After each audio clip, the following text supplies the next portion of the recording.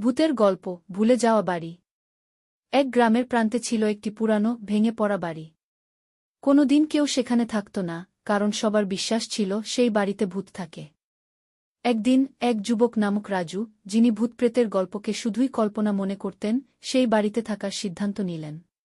তিনি ভেবেছিলেন, এক রাত সেখানে কাটালে ভূতের কথা প্রমাণ করতে পারবেন যে সবই মিথ্যা। রাজু রাতে সেই বাড়ির ভেতরে প্রবেশ করল। বাড়ির মধ্যে প্রবেশ করতেই একটি ঠান্ডা বাতাস তার গা ছুঁয়ে গেল। কিছুক্ষণ পর কানের কাছে অদ্ভুত আওয়াজ শুনতে পেল, এ যেন ভাঙা পা আর এক গলা হেসে ওঠা। রাজু রক্ষা না পেয়ে দৌড়ে বের হতে চাইল, কিন্তু দরজা বন্ধ হয়ে গেল। বাইরে বেরোনোর কোনো পথ ছিল না। হঠাৎ তার সামনে এক ভূতের অন্ধকার ছায়া উপস্থিত হল। সে ছিল এক নারী, মুখে বিষণ্ণ হাসি। ভূতটি বলল, তুমি যদি আমার সাহায্য না করো, তুমি কখনো বেরোতে পারবে না। আমি এই বাড়িতে ৩০ বছর ধরে বন্দী। রাজু হতভম্ব হয়ে বুঝতে পারল, ভূতটি সত্যিই সাহায্য চাইছে। সে একসময় বাড়ির মালিক ছিল, কিন্তু তার ভুলের কারণে ভূত হয়ে গিয়েছিল। রাজু সাহস নিয়ে ভূতটির কাহিনী শুনল এবং তাকে মুক্তির উপায় বলল।